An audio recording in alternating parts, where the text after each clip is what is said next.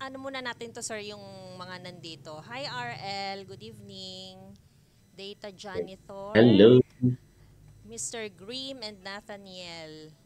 Baka gusto nyong magpakilala muna, guys. You Yes. may open your mic. Anyone? Habang nag-aantay tayo ng iba, kwentuhan muna tayo. Hi, good evening. Hi, sir. Good evening, Mr. Grimm. Uh, Renel, yung nagamit kong account yung pang-game, sorry. Okay lang. Sige, sir. Uh, Would you like to introduce yourself first? okay, good. I'm Renel. I'm currently a data analyst in airlines industry, focusing on performance data. Wow.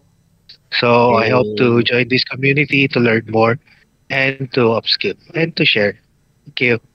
Yes, sir. Mukhang mas Mm-mm. marami kong ma-share. Oo.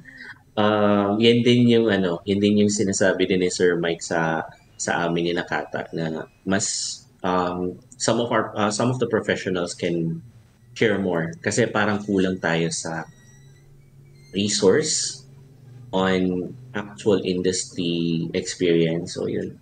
Yeah, yun din. Thank you Sir Ronald. Thank you, Sir Renel. Sino Ronel ba? pa? Renel? Renel daw eh. Uh, Renel. Renel, Renel. Renel, okay. Thank you, sir. yeah. Baka may gusto pa. RL, would you like to introduce yourself? Hello po. Good evening po, ma'am. Hello, good I'm evening. Roldan Libo po. Roldan. Ano po, fourth year from PUP, BStat po yung course ko ngayon. Tapos po, kumukuha din po ako ng data scientist sa mga platform na nag-offer po ng scholarships like DataCamp and Project Sparta po. Yun lang. Tapos currently po, we are working po sa thesis namin na gumagamit po kami ng neural network which is CNN, LSTM, and CNN RGU. Yun po. Oh, grabe oh. Kita Mm, mo kahit student ka, mas marami kang alam sa akin. That's nice. Neural, yeah, hindi pa ako ano, hindi pa ako nagde-deep dive diyan. Ayun, sige. Okay. That's good, ah. Nice, At oo. yun ang maganda din sa ano natin, sa current educational ano environment na nag-e-evolve na into something. Kasi dati when mga statistics dati usually talaga from ano eh, from the regressions to advanced ano, advanced statistical modeling. Pero hanggang doon na lang, hindi siya super advanced. So yan ang magandang expansion when it comes to data.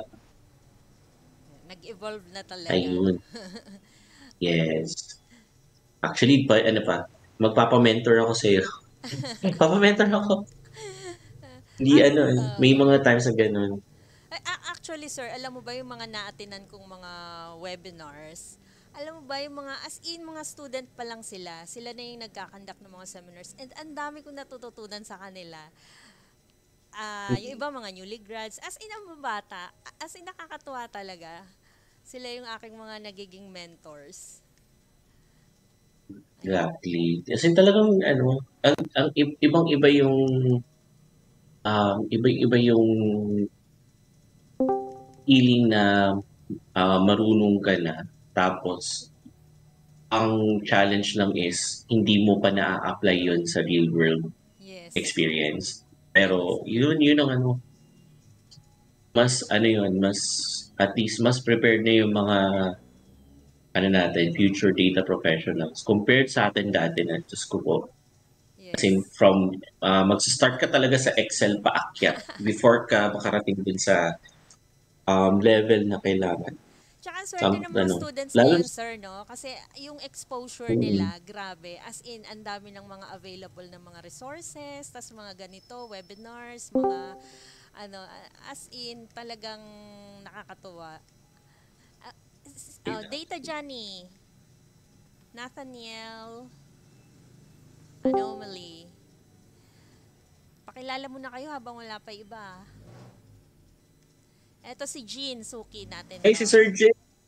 Sir Jake, hello! Hi, sir.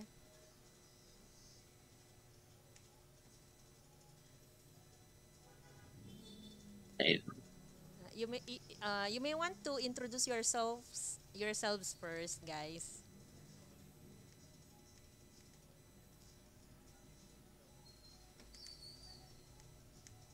Kwentuhan lang naman to. As in, ano lang siya. Yes, wala naman Ay, tayong... si Jean. Ito, Yes, si Jean. Hi, Jean. Sino pa ba? The Anomaly. Si Jean, ano Apang, to, alin, volunteer din to.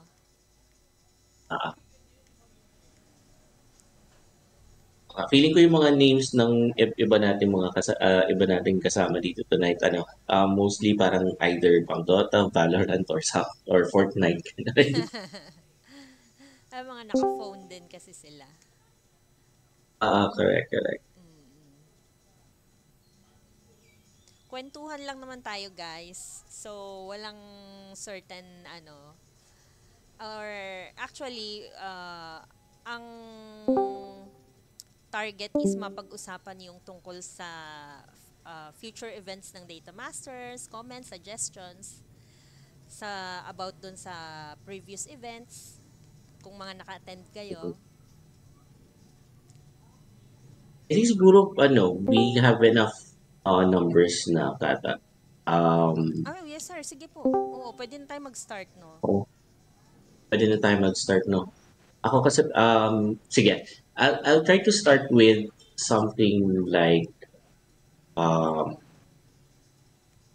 for the future data professionals na nandito, what do you think what do you think are the ones that you might expect that you would need pag dating sa workforce? Or na kayo, naghahanap na ng work, and gano'n. Para at least may something of an idea that would help the whole community. Parang gano'n. Yes, doon tayo magbe-base ng mga gagawin nating program. Yes. Yep. Kasi it's not just for it's not just it's definitely, how do I put this? Definitely the best time for aspiring professionals to lean on, and at the same time a platform and an avenue for the professionals to improve, impart, and share. So, ganun.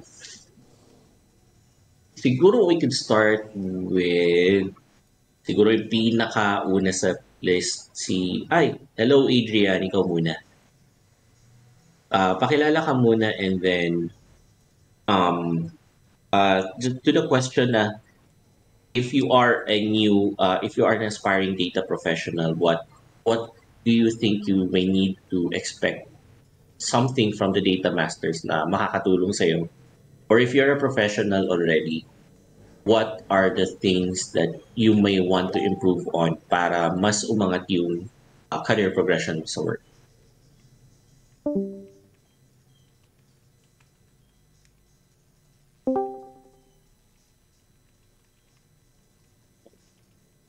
Ayun, Adrian, Adrian, yung sino ba yung anime character na to na gray hair? Okay. Kung if you want, you can unmute or you can chat din naman. Yes, if you are not yet ready to speak out, okay lang, kahit i-chat nyo na lang yung answers. Wala naman pong pilitan dito. Okay lang yun. Kasi kahit ako ganun din Oo. ako nung una, talagang nahihiya rin ako magsalita. Kumbaga, ilang session din muna bago ako nagsalita kasi nahihiya ako. So, okay lang yan if you are not yet ready to speak. Sige, you can chat na lang, Adrian. RL, what do you think? Based on sa mga previous sessions natin, ano pa ba yung parang feeling mo na gusto mong makita?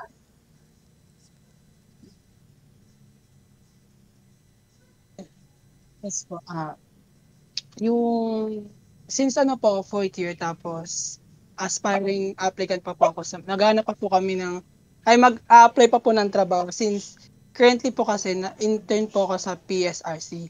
Then sa data science po kasi or sa course ko po pala at saka sa data science na tinitake ko as scholarship dun sa sinabi kong webs yung na program na data camp ganun. Hindi po siya limited lang po yung na ituturo dun. Parang hindi po siya ganun ka-broaden. Then kapag pumupunta naman po kami sa YouTube, hindi rin po siya ganun na ituturo. So parang, kasi po parang iba yung field kapag professional ka na. Iba yung field kapag nasa work ka na. Iba din yung sa school. So pag sa school kasi, more like theoretical, wala siya sa applications. Kaya parang inaasahan ko po dun sa data master. Parang may introduce sa amin kung ano po ba yung aasahan namin sa work. Ano ba yung field, yung parang, ano tawag doon? Yung work, yung parang vibe kapag nasa work ka na po. Parang ganon. Kasi, katulad ko po, nag-intern ako ngayon. Parang naninibago po kasi ako. Parang, hindi ko ma-apply yung mga naturo sa akin doon sa mismong parang kailangan ko pang i-check sa internet kung paano siya gawin. Ganun po.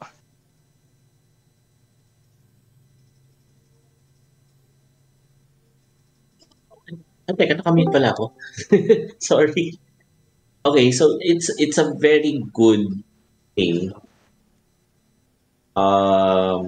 What I can say definitely is, first things first, pakikisama. Kasi once you step into the workplace or sa work na, hindi na magiging normal yung understanding mo ng pakikisama or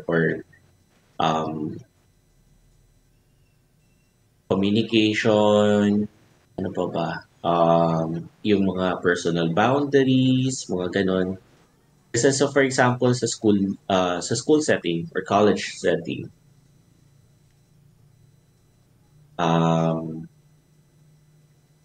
magkakatropa kayo, 'di ba? Usap-usap kayo, ganito ganyan.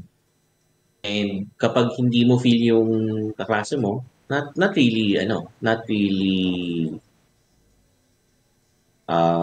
parang okay lang, chill lang, char lang kung ano. Pero once you step into the workplace, some of them minsan kailangan mo para trabaho na maayos. So you have to deal with them. And yeah, siguro that's also one of the main topics siguro would be communication skills. Dahil I get also that feeling na hindi ka makapag-relay ng thoughts mo or nakakapag-relay ka ng thoughts mo pero it comes natural, parang ganun. So yeah, we'll take note of that, RL. Walang problema. Next would be, well, thank you, RL, for sharing. Arnie, how about you? Arnie to. Or si Arnie at previous attendee niyan, volunteer din yan. Hindi, wala tayong distinction kung sino, lahat tayo magsasalita. Yes, okay. Ayun. Ito may tanong pala. Ayun, project that adds aspiring data engineer career shifters that can collab in order to apply what they have learned. Oh, interesting. We have the Puso Project. Isa yan sa mga gusto kong Oo. banggitin. Yan. If you want to collab, yes, Puso Project from Data Engineering and Code Sydney, it's a collaboration talaga. Mamaya natin yan. Introduce natin. Saka yung may isa pa. I remember si Sir Josh Valdelion. Yes. Nag-offer siya, nagpo-provide siya ng Video parang tutorials from yes. end-to-end collaboration. Ah, siguro if in case kung kaya ng oras niya and all, we can tap Sir Josh kasi super willing siya provide din ng ng ganung setup. I'm not sure kung libre pa niya ibibigay. Hopefully yes. Pero it's a very helpful ayan. So isa pang nun. Good evening, Sir Ah, Mike. Andito si Sir Mike, oh.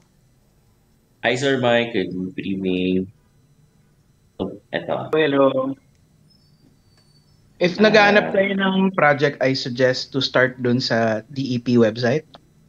So, marami na tayo dong parang mga suggested na projects to start with. Pero, so na-mention ni Katay yung yung TPP, yung The Puso Project. So, that's a spin-off mhm. project na was created. Pero may isang link doon no sa loob ng Puso Project. It's called the Data Hub. So, yung idea nun is pwede kayong gumawa ng project and then ipupush nyo doon. Meaning, yung idea kasi natin is that lahat kayo, pwede kayong gumawa ng sarili yung project and then i-display natin siya para other learners can try to attempt it, no? Pero marami na tayong mga pre-existing na mga projects na nire-recommend ng mga tao to try to imitate. No? Generally, ang isang project, especially for beginner, any project that forces you to work with data, whether it's visualization, whether it's analysis, whether it's data gathering, data collection, processing, anything na may data involved, that's already a good start.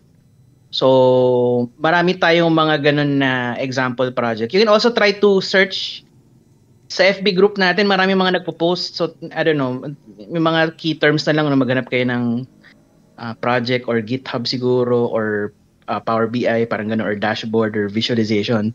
Try nyo mag-search lang kasi marami na actually nakapost. Ang problema lang is na siya, parang last year pa, so medyo natabunan na. No? Actually, yun yung problema sa Facebook. Sa Discord, meron rin ang raming mga nakapost na mga GitHub doon, maraming mga nakapost na nag-share ng mga project. Silipin nyo, pili kayo ng isa, try nyo gayahin. Yun na, di ba? Part ng journey to search how to do it and then pwede kayong, nandiyan naman yung mga community members mag-ask lang kayo, ay paano po ba ito ginagawa, etc. Ganun. Yun. So, yun lang yung masasabi ko. Pero this is a good topic, no? So, continue nyo lang. Makikinig lang ako dito, nag-dinner ako. Yes. Thank you Sir Thank you, Sir Mike. Mike. Hello. I think we'll let's explore din yung parang naisip ni Arnie na parang group project siya. Like a group of non yung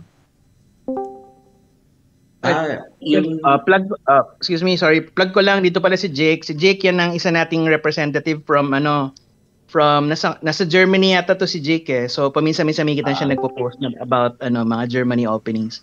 Isa yan sa mga strongest na data engineers from the Philippines. Yon, go. So so makinig rin kayo dyan, maraming comment yan sa buhay. comment sa buhay. Pero super appreciate naman si Sir Jake sa maraming inputs siya for actual kind of work. So pwede kayo mag-reach out here sa to this and you can we can learn from it din. Kasi ako I'm also keen to learn from Sir Jake din as well. So yun nga din ang natin. Going back dun sa suggestion ni Sir ni Arnie, one thing that we can explore is parang we can have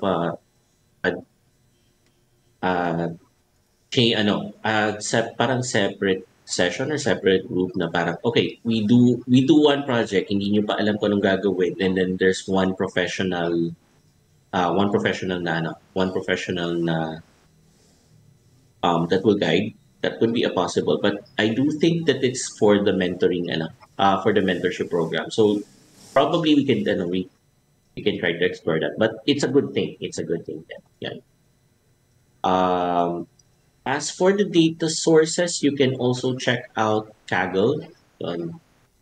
Um, there are a lot of public data sets that you can check from there. Tapos pwede na kayong mag-start din. Tapos meron na ding mga some projects din doon na parang okay, sige, tingnan mo tong dataset na to, ito yung project na nakita mo. Do you want to copy that para matutunan mo lang yung step by step or you want to improve on that yun?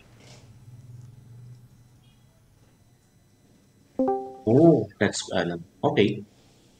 Thanks, Adrian. Okay lang, no. Actually, for Adrian then as well. If you are just interested for the knowledge and as a complementary skill, we really do appreciate that. Kasi if for example, you have skills na wala sa karamihan, let's say communication skills, dealing with difficult people, ano pa ba? Yung mga usual soft skills. If you have if you have that way to share it, ay laban. Laban yan. And it's true that's true. The data is actually the one running rampant around businesses as of the moment. Yeah. Ayan. Okay, so next, Sir Bernard, if yung question ni Kata. Ito.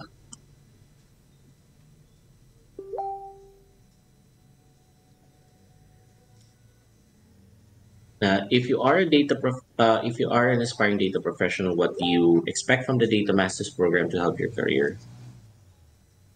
Or if you're already a data professional, what are the skills you want to improve on or impart at the same time? Yun. Hi, Herbs. Ayun. Sige.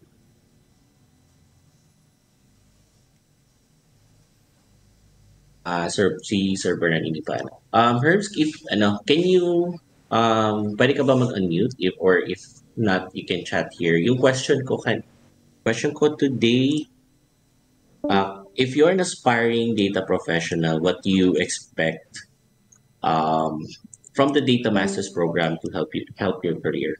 So, like for example, if you're you're interested to learn in data engineering, what other things aside from that? Parang ganun.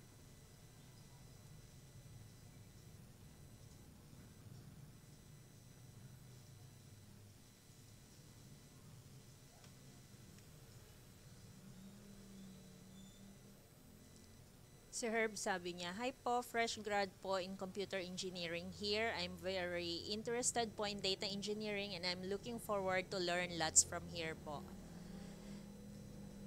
Sabi ni Herbs. Nice. Okay. Writing scripts.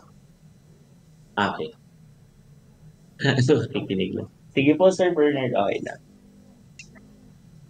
Next, sino to? Si Drake 26.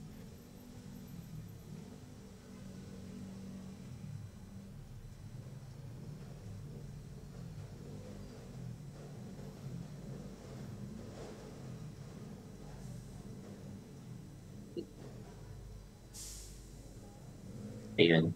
Sige. If okay lang ba if you you can introduce yourself and or kung i-chat mo lang yung how do I put this? Yung your thoughts, and then if not, what are your expectations? Kasi yun, lang talaga to. This is just another thing na makakapag tayo. That we can help each other improve on some of the skills na so basta ang premise natin for Data Masters is like the Toastmasters. Anything under the sun that is not related to data but not really on that deep level, para at least you would have other skills na talagang kailangan sa workforce. Ganun. Okay. So Drake is in ano, okay. Almost 3 years as a data as a DE role. That's good. That's good. Thank you. Okay, so next would be Data Johnny Thor.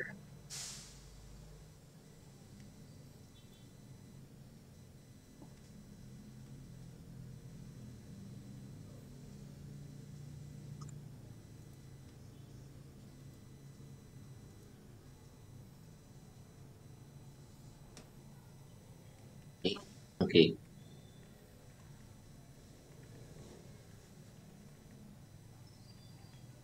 And yeah, you can paano ko ba ano, Data Janitor?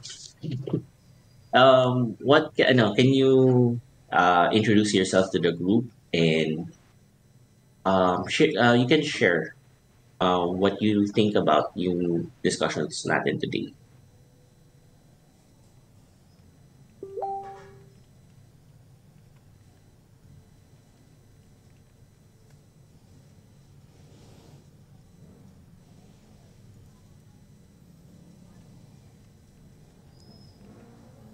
Hi, Sir Ian. Si Sir Mark Sandrino, hindi daw siya Oo. makapag-stream. Oh, Hello, Mark. Andito ka ba? Saan ka sa ano? Anong handle mo?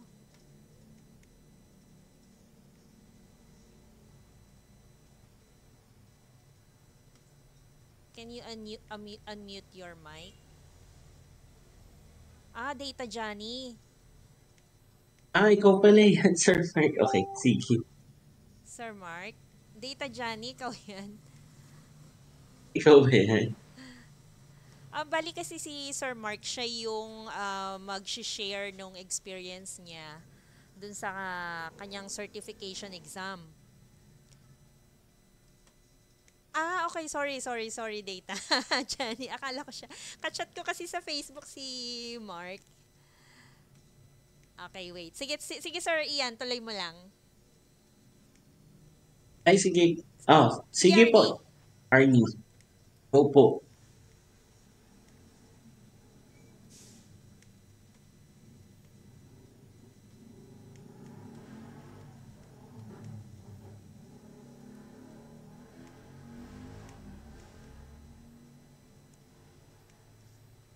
Sige po. Hello, good evening.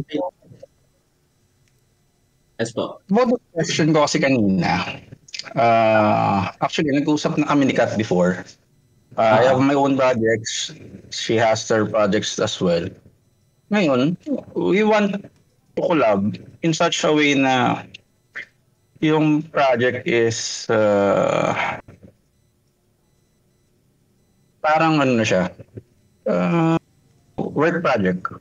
But unfortunately, sabi ko nga, yung data is sensitive, so we cannot do it. And then, as per the response from Sir Mike, gamitin natin yung data from the website.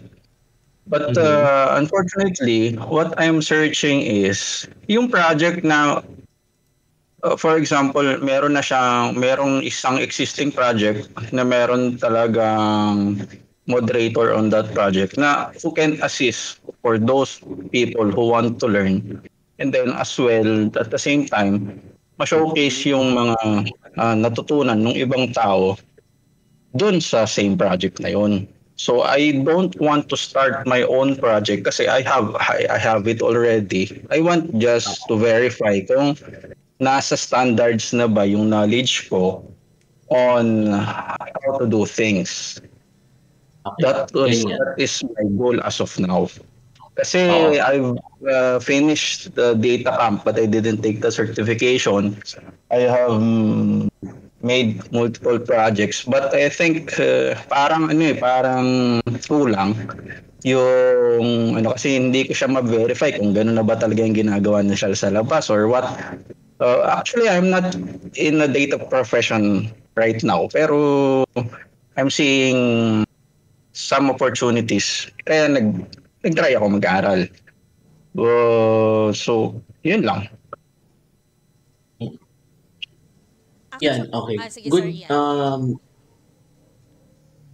Ayan. So, I just wanted to, it's a good thing na point, mas na-share mo siya. I really appreciate that actually.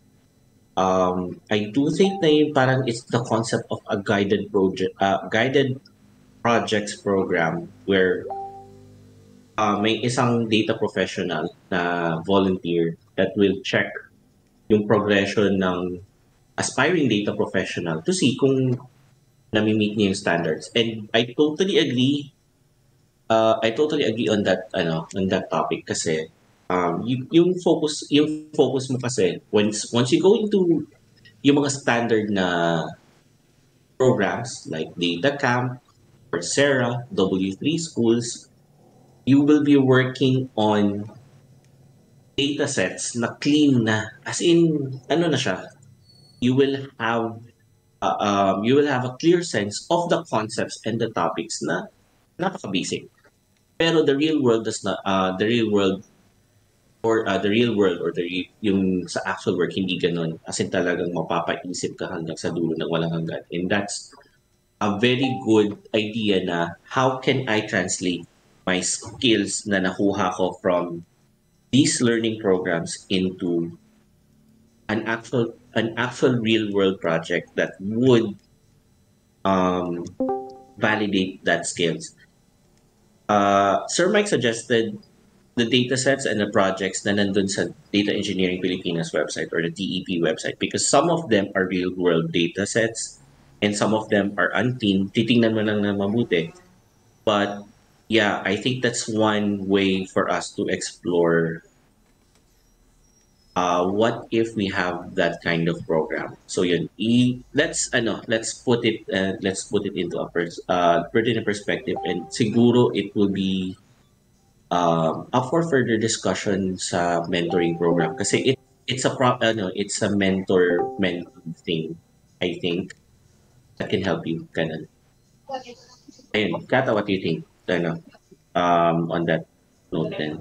Actually, Sir Arnie, naalala ko kasi kay Sir Eng Ramar, 'di ba meron siyang yung sa mga about din sa projects na pwede mong kasi nga yung data nga pala. Maybe you may want to reach out to Sir Eng Ramar muna siguro kung available siya, pwede mo i-consult yung project mo. If ever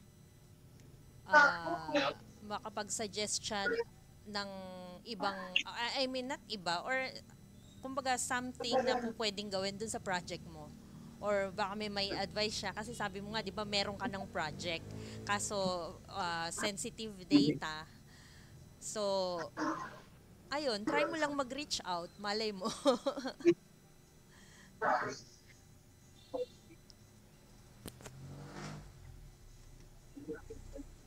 Hello, Sir Arnie. Agree. Oo. Agree ako dyan. And also, guys, for everyone, you are free to speak actually. This is an open mic session. As in, pag pag may naisipan kayong idea or thoughts that would help us discuss this further, yun. Um, pero Sir Arnie, I really do think that's a good idea. Let's provide na lang the additional context on how we can work it out. Ayun, si Data Janitor, sabi niya siya, gusto na daw niya makipagkwentuhan. Sige, sir, go. Go po.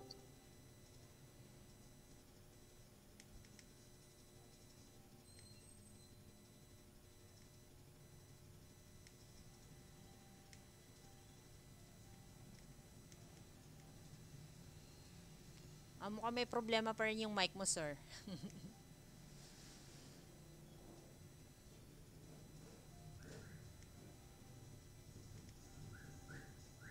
Sino pang may gustong sabihin? And if meron kayong isasuggest dun sa mga tanong or sa mga sinasabi ng mga attendees ngayon, pwede kayo magsalita ha.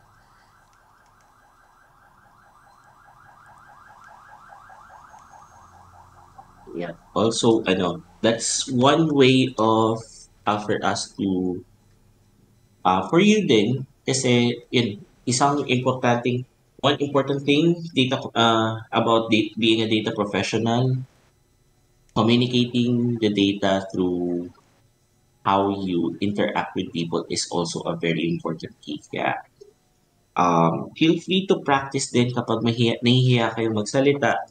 Try to be more kasi minsan pa mas masaya kapag na-explain mo siya tapos nakakapagbigay ka ng um, makakapagbigay ka ng something that the bosses and the executives and the stakeholders would appreciate. Yun, it's an important aspect lalo na kapag nag-end up ka ng nag-end up ka sa isang role na you would have to do the visualizations. Yun. So yun, open mic ha. Open mic please. Cardinal, andito ka na ba, Sir Mark? Pwede ka magsalita, ha? Paramdam ka lang. Para you may start your sharing of your experience na.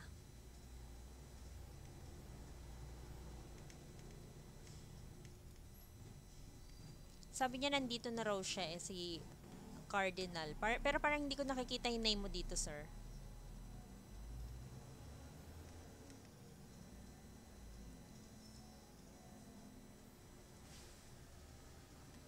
Si Data Johnny. Okay, share ko na lang po dito. Aspiring data career shifter po ako. Almost 2 years na ako sa career, civil engineer. A year ago, nag-explore sa data. Si Rar, opposite po tayo sir. Ako naman po, fave ang visualization. Minamap ko muna sa Figma, sa Logic naman po ako hirap. Ha. Ayan.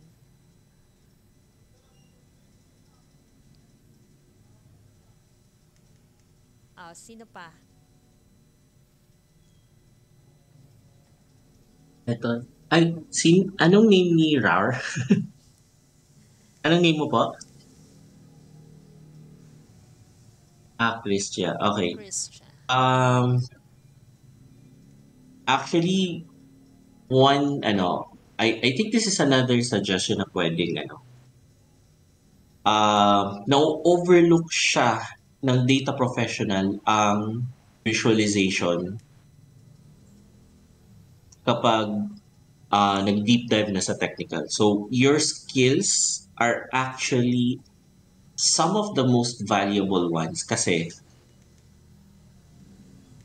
nahihirapan ang isang data professional na mag-relay ng data into insights kapag yung visualization hindi tama. So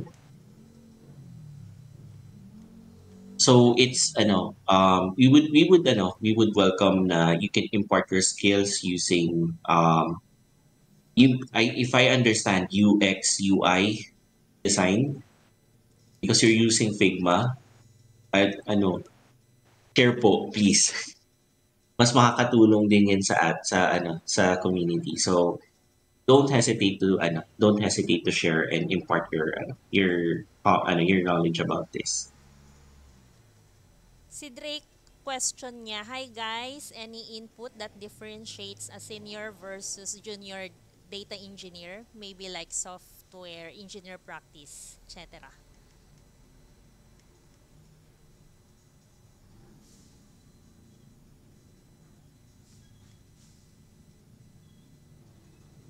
Any idea, Sir Yes Ian? po, Sir Drake.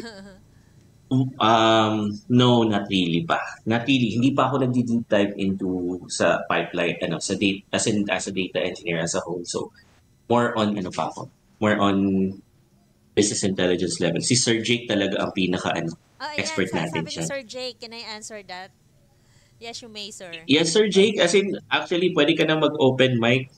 Hinahanap namin yung iyong expertise actually. Tapos kakatapos ko lang din kumain. So, sino ulit yung nagtanong? Si Drake, Si Drake, right? si Drake. Okay. So, I think yung tanong mo is junior versus senior, and I think hindi siya specific to becoming a data engineer, kahit junior or senior analyst, senior BI developer, senior ETL developer. So I think even junior should have software engineering kasi yun yung basic natin, yung foundations. So I think yung senior is either bumibilis ka, nagiging mas complex yung problems, or binibigyan ka ng manager mo or ng boss mo ng medyo ambiguous problems na abstract lang siya tapos ikaw na yung bahalang mag-figure out. Yun. So hindi siya parang specific instruction na gawan mo ko ng data pipeline. So sa kanya parang, hey, gusto ko ng bagong bahay. As in, ikaw yung bahalang mag-plan, mag-develop. So, yun. And that applies also kahit analyst ka or ETL developer or any other role. Mas nagiging ambiguous yung mga problems mo. Si Data Johnny sabi niya, so far na-apply ko pa lang ang skills ko sa data, sa personal analytics such as budget, expense. Towards data engineering naman ako pero nasa cleaning phase pa lang ako. So sana matutunan ko sa Data Masters ay makapagsimula na ng data engineering workflow kasi napapalayo ako sa process ng wrangling pero di na makamove forward. Hehe, I started po kasi talaga with data analytics and moving na sa data engineering.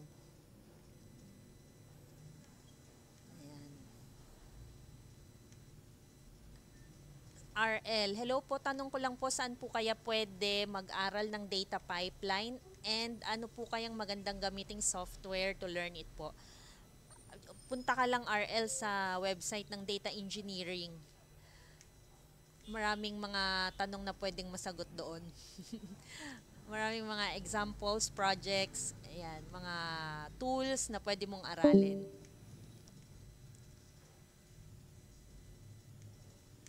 Any data governance pips here? Si Sir JP. Tama ba, Sir Ian? Si Sir JP, di ba, sa data governance? Parang oo. Si Sir JP ang ano niya, parang best resource. Yes. Not sure ako with bigger companies, pero sa mga small and mid-size hindi siya career sa mga small and mid-size companies except for finance. Yun ang alam ko na parang kailangan ng data governance roles. Pero in terms of title, hindi siya halata for me. Exactly. Yeah. Ayan, may sagot si Sir Mike, oh. Rare data Yes. governance, very powerful also. And with our industry having issues with cybersecurity, data governance is actually a very potent career path. Hanapin lang talaga yung company and roles na makakapag-provide that. Yan si Sir J, kaya data governance pala siya. So you can reach out to Sir J para some of those answers may have that. Yeah, I think in the data governance, very rare siya, pero you could actually divide it into two. One is the policymakers, and the other one is yung parang mga engineer to help the policy be implemented and enforced. So, nandun ako sa side ng enforcement rather than the policy making. So, we partner with those na ang hilig nila is yung sabihin is ganito lang yung standards ng data, and then we try to implement that and enforce that via data engineering. Yeah.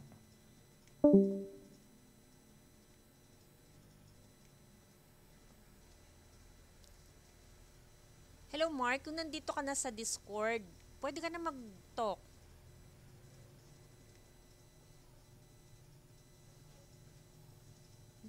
Nandito ka kaya? Andito na daw siya eh. Para may share Hindi mo ko din alam kay kung iba ano. experience. Correct.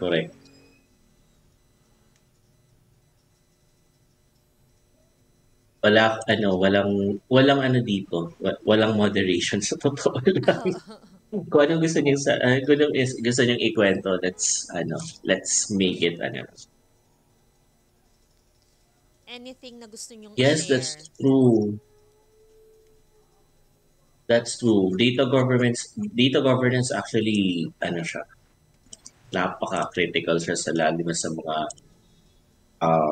mga industries that we need to have yung mga malalaking data sets na with yung mga PIIs, and very, very critical siya.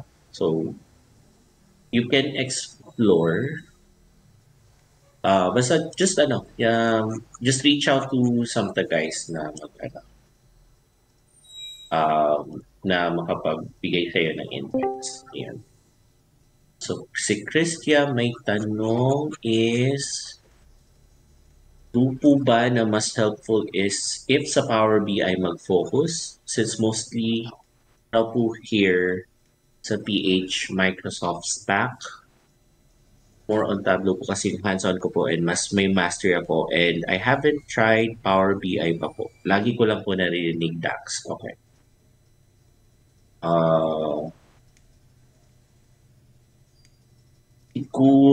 Siguro I could share kasi I'm actually a QuickSight user. So that's an AWS platform. Share ko yung nangyari sa akin this last January. I tried to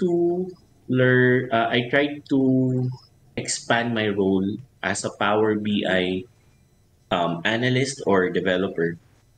Kasi if you notice the job market, mas marami talagang naghahanap ng Power BI, lalo na dito sa Philippines. But there are some that have Tableau as their tools. Very rare sa amin na QuickSight ang gamit. As in, super rare siya. But learning about Power BI could be a possible avenue for you. The one thing that I could recommend is try mo munang hanapin yung try to check the job market, that like LinkedIn, JobStreet, that would give you some insight as to how diverse yung mga tech stacks that would help you ease out. So like for example, for some companies, like for example, ang gamit lang pala nila Excel, pero their back-end stack is actually Azure. Depende sa. Or they're using open source tools like Postgre, SQL, mga ganon. That would be also helpful. The main thing that we would really need to have a basic skill of are first, Microsoft Excel. Actually, napaka-importante siya na validation tool just to check your data sets kung tama. Next would be SQL. Hindi mawawala siya. Whether it's MySQL, PostgreSQL,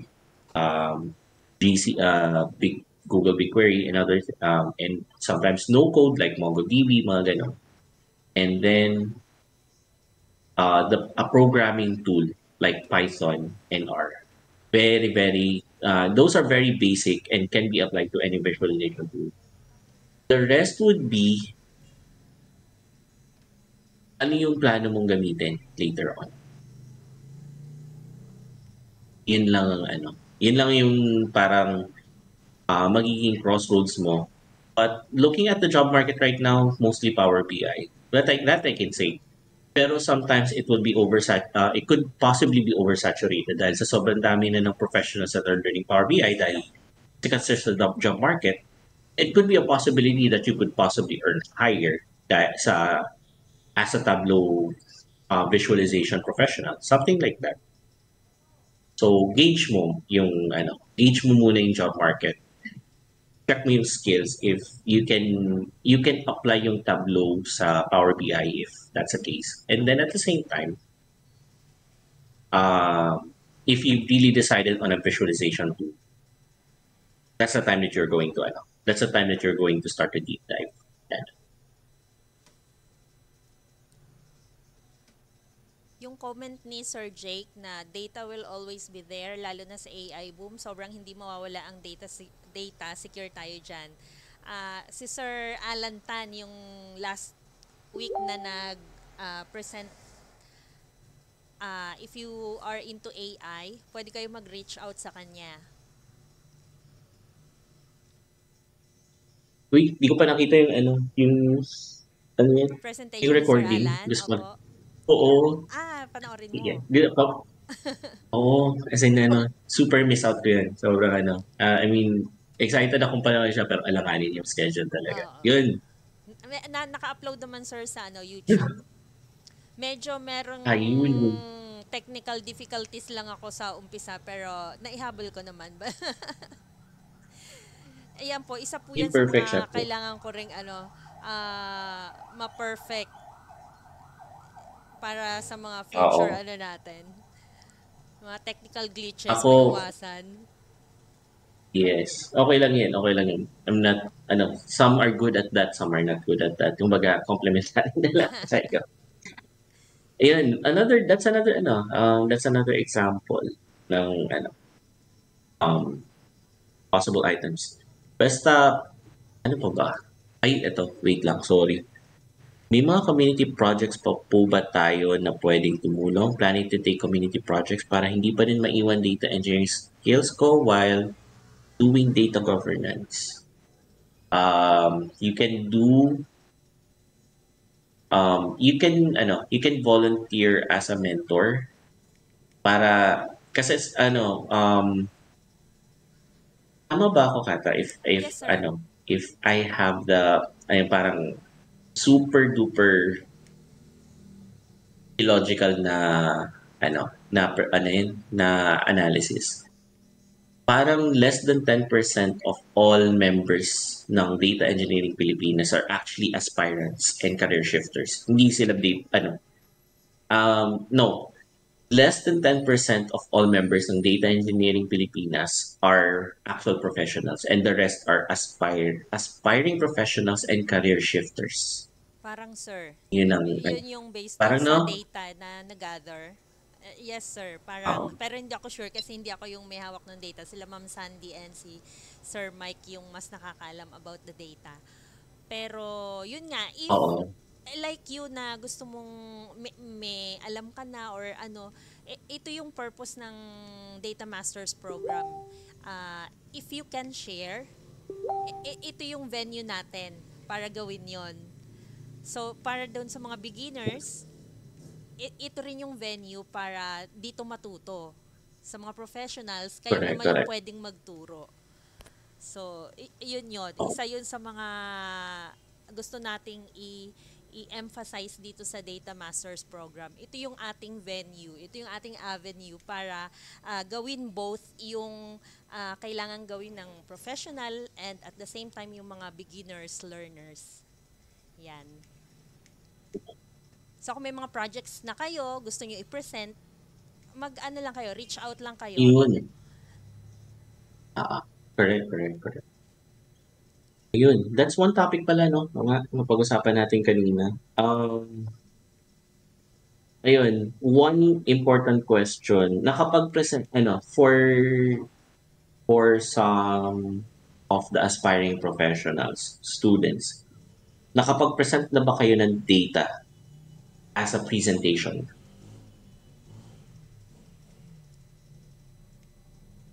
Yes, kung hindi pa, Ano? dito nyo gawin yan sa Data Masters. Then that's one of the ideas na actually ginawa na siya before, 'di ba? Yes, sir.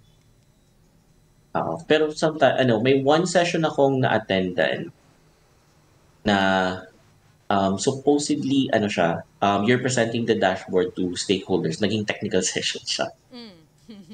So Ayun. Well, ano siya, naging observation ko lang na.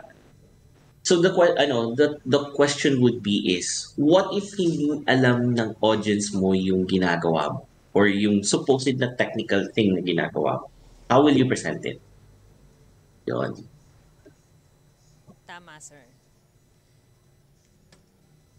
Ano pa dito mga ano? Okay. So thesis, internship sa Pag-asa, and then GIS story map. Okay. Guys, would you like na next session natin if anyone can volunteer, i-share nyo yung dashboard na ginawa nyo. If it's allowed to be public, or you can try to create one tapos you present it in such a way na assuming na kaming audience, lahat ng a-attend, wala kaming idea sa ginagawa. Yan. Herbs, yes. We're trying to have it every Saturday. Kapag wala talagang official agenda for that week, parang same as today. Kwentuhan lang. Ganun. Q&A, mostly Sharing. FAQs, ganun. Yes. Sharing, ganun. Si Travo, so may community projects po ba tayo na pwede ako tumulong? Yes, napakarami. Ito nga, kung dito sa Data Masters community, pwede kang mag-volunteer. May mga roles or kung gusto mo mag-present, kung may project ka na ginagawa and then you would want to present it to the community, pwede. So, reach out ka lang kasi yun nga hinahanap natin na every Saturday sana merong mag-volunteer na magpe-present, merong mag-volunteer para maging host, yung mga ganong roles, gagawa ng mga pubmats. So kasi yun nga 'di ba, mahirap kasi magkaroon ng consistent na organizers kasi lahat tayo may work, nag-aaral. So, if possible sana na every week merong volunteer na mag-organize, mag-host, tutulong sa moderation, yung mga ganon, magpe-present.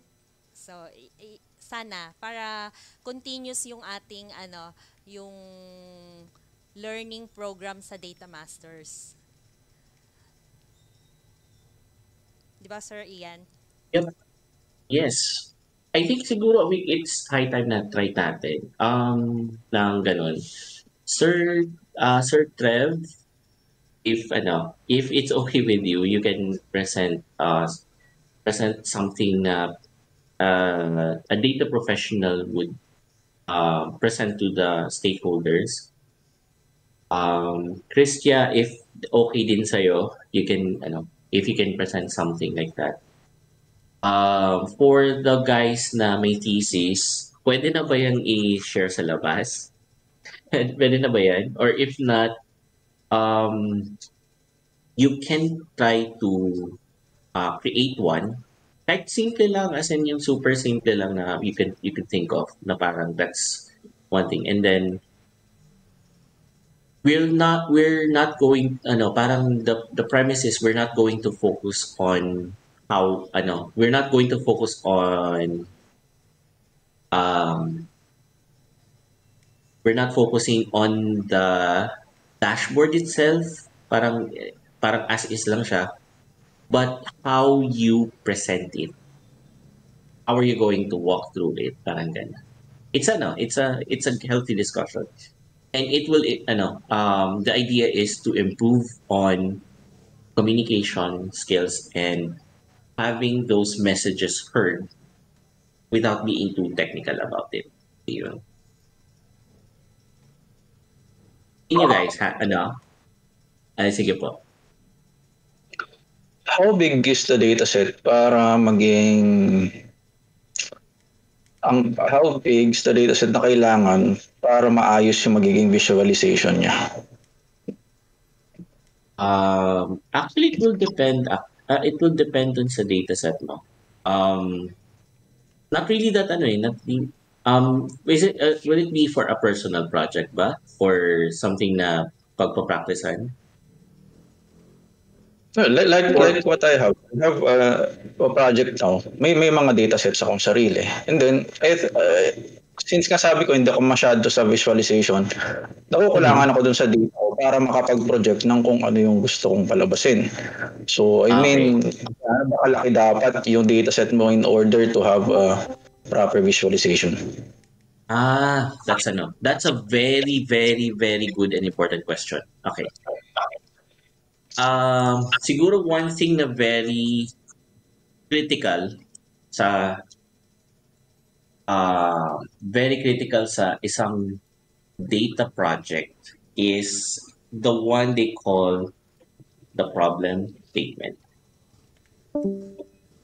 The problem statement, ito yung sige, I'll try to share this this simple scenario.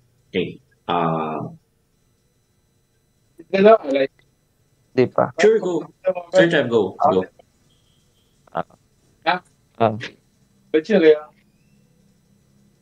Okay. Sige. Alright. Sige. Mag-ano ako. Share ako yung the web, have you noticed na ang pinakamalaking gap between a data professional and the stakeholders is that there are specific objectives na gusto nilang malaman. And they don't care how you're going to present, how they're going to present it as long as it's there. So there is one that they call the problem statement, or they call it the general business case. Yun yung tanong na kailangan sagutin ng data mo. Okay? So once that happens, dun ka na bababa sa level into ano yung mga kailangan to solve that problem. So when it has to solve that problem, then you will learn about key performance indicators or KPIs. Ako na, naging lecture na siya. Sorry na guys ha. Ayun. Once you have that, you have a business case, bababa ka ng next level at a lower level. Kung baga nag-drill down ka, business case ang pinaka-main question that you need to answer and solve. And then there are key performance indicators. What are those? Primary things that are critical to the business. So let's say for sales, magkano kinita mo? That's a very So let's say it's a sales company that's selling stuff. The business or the problem case or the business case is that kumikita ba tayo? Are we positive? So that's the entire thing that you have to answer. And then you go down to another level, and that's what they call key performance indicators. So magkano yung cost? Magkano yung retail price? Magkano yung ilan yung units na nabenta mo? And magkano yung profit loss statement? So meron ka ng 4 na visuals for the main business case. So that's 4. And then to support the key performance indicators, meron tinatawag na performance metrics. Doon dumarami ang doon dumarami yung visualizations. It could probably go on the next tab or next page or next report, depende sa visualization tool na gagamitin mo. But it will solve the very problem that you need to solve. And the main visuals that you need are the ones that need to check if the problem statement is solved or not yet. Guys, one thing that you would understand is that very same problem statement are the insights that the stakeholders need to give them business decisions. Like for example, ito. Ang daming benta. So we go back to that same sales scenario. Ang daming benta. pero parang hindi kumikita na maayos. So what is the problem? So nakita nila cost. So the management decided na okay. Okay, so ito yung gagawin ko, ito yung magiging ano niya. So yeah. That's their decision.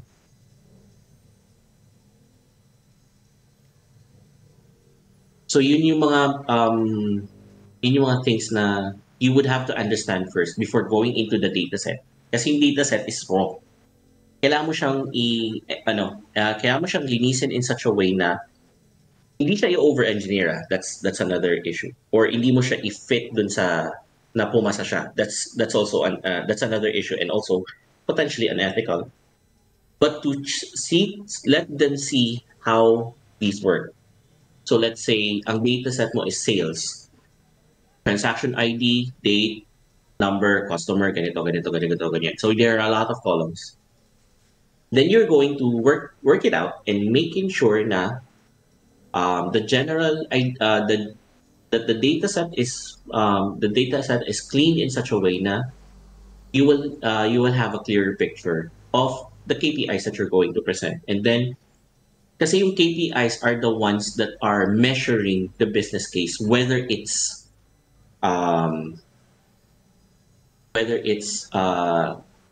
doing well or not. Yan. Okay. So my question to Sir Bernard is general business case like a well-established KPI rule na common sa specific businesses. Mostly the business case is actually based on the specific problem that the company requires. Let's say, may problema tayo sa mga tao, absenteeism. Let's say that's one key performance indicator, absenteeism. Laging absent yung mga tao, hindi tayo nakakapag-perform. How does it impact our business?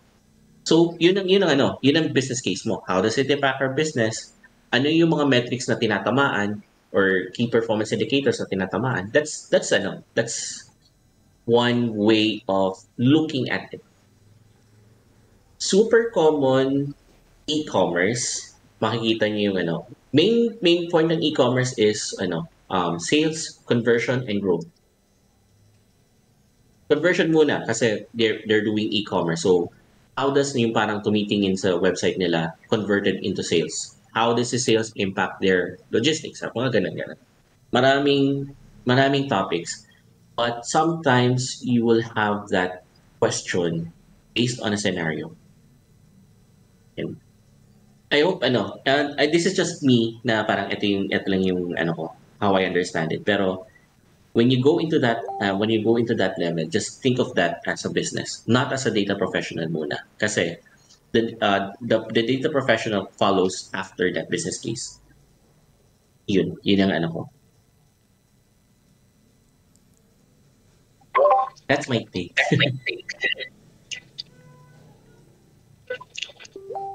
Well, based dun sa example mo, the data set is very big na for me. Kasi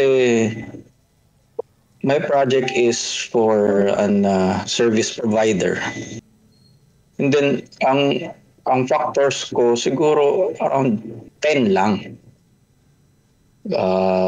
Billing, total consumption, and then current trading, etc. So, doon lang sa points na 10 factors lang siya. Gaano dapat kalaki yung magiging dataset ko para magkaroon ako ng meaningful visualization? Kasi what I know now is I have system loss, I have total cost, and then total number of customers, tsaka yung individual consumptions nila. So based on that, what will be a meaningful visualization?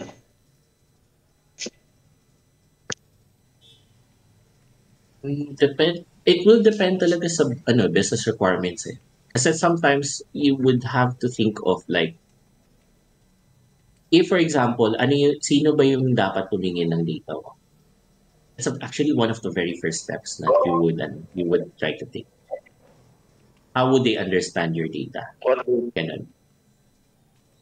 Sige, if you can share kung ano, if you can share that one, sige, okay lang. What, No worries. what's my goal is para I would like to pinpoint where is the system loss coming from. Yeah. Kaso dun sa dataset ko for the past 3 years, hindi ko siya mapalabas kung saan, hindi ko ma-pinpoint exactly from the data kung saan nanggagaling yung losses kasi nga individual naman yung consumption ng consumer. Mhm. So yun ang purpose ko, maipalabas ko na saan nanggaling, ma-pinpoint ko saan nanggaling, saan napunta yung system loss, bakit may system loss. Since meron namang it's connected in one network lang. All of the consumer sales connected through one network. Okay, that's a very good ano. That's a very good. Yun nga, let's say ano siya, hindi ako mag-add ng hindi ako magme-mention ng specific na utility company at Aralisa para generic. So you're trying to pinpoint whether kung saan nanggaling yung system, kung saan nanggaling how wait. I'll rephrase the question. Rephrase the problem statement. The main problem statement would be what can you do to mitigate system loss in an establishment for consumer settings. So let's start with that. And then you need to identify ano yung mga components ng systems loss. Is it transmission? Is it is it transmission loss? Is it appliance leak? Is it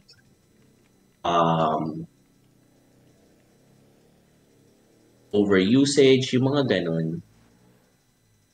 So you have to have one general data set. So that's that would be the master data set. So that's the list of and it has to be connected to different individual data sets na magpo-provide sa iyo ng data for that. And then you have to compile it into a single one. Then from that specific data set, then that's the time that you're going to get the to create the visualizations. Yun. Sir Jake has a very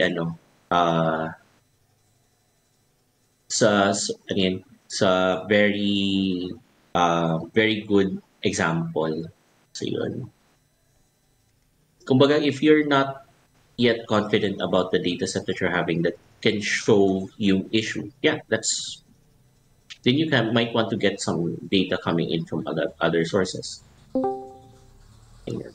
Ay, sige. I'll not disturb any further. Andito na pala si Sir Mark. Yes, Sir Mark. It's your turn na. Good evening. Good evening, Sir Mark. Naka-ano na nga siya, naka-open cam nga siya ata. Ayun. Ayan. Hi, Sir. Ayan, hello po. Yan. Hi, Miss Kat and Sir Ian. Magandang gabi po sa inyo. And team, magandang gabi rin po. Happy Valentine's po sa ating lahat. And Happy Hearts Day na rin po sa iba. Actually po, topic po natin is all about kung paano po pumasa po sa data engineering certification. Dalawa po kasi siya. Una po yung associate and data engineering talaga. So, ang ginawa ko po, dahil ambisyoso po ako, inuna ko po talaga yung data engineering, yung pinakamataas yung level 2. Kasi hindi talaga muna ako nag-asok. So, ang ginawa ko po noon, first take, hindi nag-exam po ako. Hindi ko naman po alam na there are 2 parts ng exam, 3 parts po. Dalawa yung exam proper and 1 is the practical po. And yung sa part 1 po ng exam po talaga, bumagsak ako noon kasi doon po kasi, nandun na po yung pinaka data management talaga ng buong yon. Paano talaga ang trabaho ng isang pagiging data engineering po. Doon yung papasok po yung cloud, paano po mag-streaming ng data, yung normalization, pati yung mga pati po yung mga paano yung maglinis ng data, yung paano once na matapos mo siya, paano may papasa yung trabaho mo doon sa mga data scientists, mga business, sa mga BA, mga data analyst po. Yun yung first part, yun yung first take ko. The second take ko, may pasa ko naman yung isa, yung part 1 ng exam, yung part 2, hindi ko naipasa. So, dalawa siya. Yun yung take 2 ko. Tapos, yung part pangatlo po, naipasa ko na po yung unang dalawa. Pagdating sa practical po, sa practical exam, hindi ko rin siya naipasa kasi nalaman ko na sa 6 na criterion na dapat mo siya maipasa, iisa lang po yung criterion yung nailusot ko. Pangatlo na po. Pagdating sa ika-4 na take ko po, ipasa ko po yung dalawa, yung first 2 exam, practical, naipasa ko na po yung 3, so 3 na lang po yung kulang ko. Parang naisip ko, teka, parang may mali dito. Bakit ako mabagsak sa practical exam? Though ang topic naman doon is merging data, tapos cleaning siya, tapos kailangan yung hinihinging output, kailangan may pakita mo siya. Doon sa exam proper, hindi nila titingnan yung code mo. Kailangan makita yung output nung hinihingi nila. So, pang-4 na, bagsak din. Pagdating sa ika-5, sa 5 take ko, sabi daw kasi nila, may nabasa ako doon sa mga article, sa mga recent Facebook posts sa iba na pwede daw gumamit daw si ChatGPT. Pero naisip-isip ko kasi doon, meron doon na isang article na pwede ka gumamit si ChatGPT, ethical daw. However, kapag ginamit mo siya o nag-rely ka doon, ibig sabihin, unethical na siya. Yun ang para sa ayon. Gati sa perspective, so ginamit ko si ChatGPT, pero hindi siya ganon ka-reliable. Kasi, sa 5th take kasi, mapapaisip ka na eh. Pag in-apply mo siya, akala nyo magko-correct, hindi siya magko-correct. Magmamali ka talaga. So, ang ginawa ko, kasi 4 na oras kasi yung practical exam niya, binalikan ko yung topic, binalikan ko yung topic kung saan yung mali. Di 3rd na, di 3 yung criteria na ipasa ko. Pagdating sa first attempt, di 5/6 kasi yun. And after nun, meron ka pang remaining 2 hours para napapaisip ko na saan kaya mali dito, ganito, ganyan. Nalaman ko, ang mali pala, kailangan pala, doon sa mga cleaning purposes, yung halimbawa, kailangan lalabas yung true, yung pag sinabi yung true, T-R-U-E, hindi pwedeng caps lock, kailangan yung capital T or capital F, o na malaki, and the rest is small caps na. Yun, after nun, nakapasa po ako ng data engineering exam. 5 attempts, loob ng 3 buwan siya. So, hindi siya ganun madali ng exam. Tapos, ang gamit mo pang programming language nun during that time is Python. Yun naman po sa Associate Data Engineering, SQL siya. Pero, kahit magkaiba sila ng programming language, is doesn't mean na magkatumba sila. Hindi. Malaking pagkakaibahan talaga nila. Kabisado mo si SQL, doesn't mean na makakabisado mo rin siya sa Python. Kahit naman po kasi na kahit ilan take ka, hindi ibig sabihin na isang situation ibibigay sa'yo, pangalawang attempt mo, same situation pa din. Hindi, iba-iba. So, ibig sabihin, wala ka ring lusot. Even in the exam proper na sa first 2 parts sa data engineering or even sa associate, hindi rin talaga siya. Iba tanong talaga siya. Parang ka nag-exam ng set A, tapos bumagsak ka ulit, nag-retake ka ulit, may set B ulit, mga ganun siya. So, does it mean team, ang exam po talaga is very difficult. Mapapayo ko lang, kailangan talaga yon sa mga lesson, seryosohin talaga. Or meron ata doon meron sa data camp na i-assess niyo sarili niyo kung pwede na kayo sa exam. Ako kasi intermediate na kasi ako noon. Ambisyoso to kalahati. Tinag-take risk na ako kasi sayang kung hindi ka magti-take risk din. Yun lang po. Thank you. Sir Mark, Sir Mark, introduce mo kaya muna yung sarili mo. Hindi ka pa pakilala.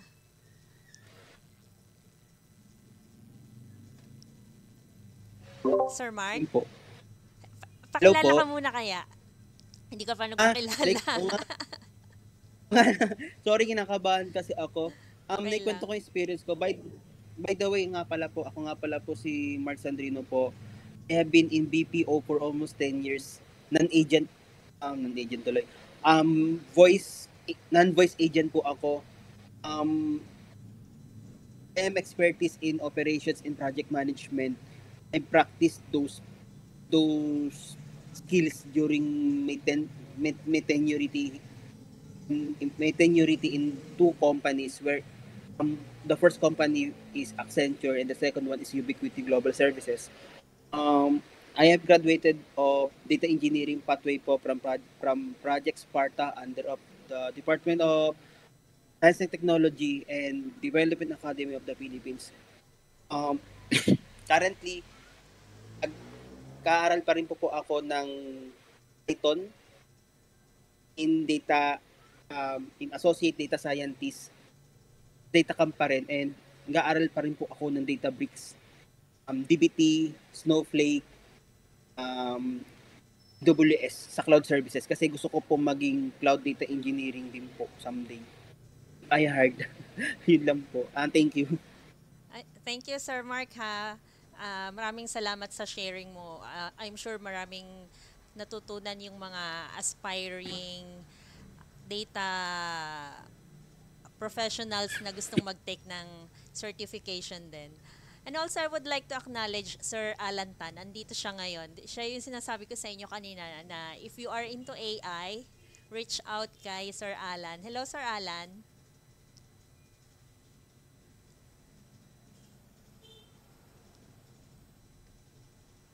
Busy yata si Sir Alan. Ayun. Hello. Hindi ko in-expect na tawagin mo ako eh. Anyway, hello guys. Good Good evening. evening po. Anong Nabanggit Apo, ko po ako kasi, yung oo, yun, kanina sa last. kanila. Ayun, so if anyone's interested in AI, I'm trying to come up with a study group for AI. Nag-post pa ako ng link doon sa Deep Learning na channel. Feel free to put in your survey. Medyo maraming nag-answer kata, so Yes, sir. looks Isa ako doon. promising. Baka pwede tayo magkaroon ng study group. So we'll organize something para syempre 'di ba? Mas maganda yung inaral mo tapos share mo. Yes. Kasi when you share it, you learn it better. Plus syempre marami pa matututo. So if we have, a number of people na mag-share, then I think will be good for everyone. I will be facilitating naman, so familiar naman ako sa most of it. Gusto ko lang magkaroon ng community ba. Yun lang. Sir Alan, ako ay actually isa na ako sa magiging bagong mong mentee. May bagong project ako, sentiment analysis. Sentiment analysis. Anong data set, sir? Facebook, hindi siya. Client specific. Pero siya. Looking for detractors. So medyo sensitive yung malalim, basic questions. Mas malalim. Oo. Yan, pwede natin ma-cover din yan. May mga models naman for pwede rin mag-build ng sariling model kung meron ka nung dataset. Yun sir ang yun yung isa sa yun yung goal ko for this quarter na makadevelop ako ng model para doon. Kasi hindi Sige, hindi pwede siyang i-public eh. i-goal natin yan. Yung proseso, pwede mo, pagka-successful ka na, pwede mo i-share paano ginawa kahit wala yung data. Pwede ba yun? Yes sir. Yes sir, Oh, definitely. yun, no? Oo. Saka yung pinaka-problem ko ngayon is actually, ano ba pinaka-problem ko? Hindi nag-fit yung mga module packages. Sa current ko na Correct. yung Okay. pinakamasakit sa lahat. As in, siya, parang this week, pip ang kalaban ko for the whole week. Pip, hindi nag-i-install, mali-mali version. Mali-mali version. Tapos lumalabas yung incompatibility. And sobrang sakit sa ulo. Sir, I think useful kung maintindihan mo yung mga information retrieval, yung mga concept na ganun. Kasi minsan, it would be more helpful to build your own dataset. Lalo na, detraction ba? Hindi ko alam kung may mga existing na ganun. Tapos lalo na kung, halimbawa, Pinoy, di ba? May sarili tayong language na wala namang available dataset online. So, pwede naman. I mean, that would be fun. So, yun nga, yung advantage ng study group kasi we'll be studying yung inner algorithm behind at hindi tawag lang ng package. Kumbaga, pwede tayong gumawa ng sarili package. Hopefully, mag-perform better. Yun lang. Thank you, sir. Yun ang Yun ang goal ko for kasi nagla-last resort na ako sa mga GPTs pero syempre hindi ko pwedeng ilagay yung data ko din. Mag-local install. Pwede natin mag-i-discuss yan ng local version kung ayaw niyo Thank you, sir. Yun lang din sa akin. Tama ba yun, Sir Alan? Yup. Alin? Pag local, gagamit ng Docker? Actually, OLama. Ayun, sir. Yun yung pinakamadali. OLama. Install mo lang siya. Tapos install mo check ka sa Hugging Face ng dataset for kung mayroong magmamatch dun sa pwede mo siya i-load eh. Or kahit yung mga yung mga Microsoft 5.4, yung mga smaller models, try mo, baka mag-work na siya as is, solve na agad. Oo. Baka mag-work. Wala pa masyadong coding yun. Install mo lang, tapos isang API call lang yun, install, Llama 7B, baka gumana na siya. Sana. Sige. Try ko yun, sir. Try. Sige, sir. Naka-note na rin sa akin. Yep. So, paano? Overtime na tayo. Basta pa paano, no? 8:30 na. Oo. So, na tayo? Next time uli. Maraming salamat sa lahat ng umattend. Ay, recap muna tayo para sige, sir. Sige, oo. Yes. So, yung natin. Kasi I do think yung may isang, doon, yung main natin for next week would be tingnan natin if we can have our attendees present their dashboards na public or kumbaga yung parang built in a Jiffy. Tapos we'll see kung paano nila ina-explain. Not the dashboard is, hindi dashboard ang bida, kundi kung paano ka mag-relay ng dashboard sa stakeholders mo para malaman nila kung anong ibig sabihin ng dashboard. And yan, thank you sa mga healthy discussions by way of chat and calls. Dahil yun yung very, very important sa atin. Yan, Kata, ano pang i-add mo? Okay naman ako, sir. Maraming salamat na nandito ka, Sir Ian. Hindi mo ako pinabayaan. Diyos. Yun yan. Maraming Thank you salamat. din. Salamat sa lahat ng attendees for tonight. And sana, hopefully, next week, nandito pa rin kayo. And sa mga susunod na mga events natin. Okay. Thank you Thank po. you po Thank sa you, everyone. lahat. Good evening. Bye-bye.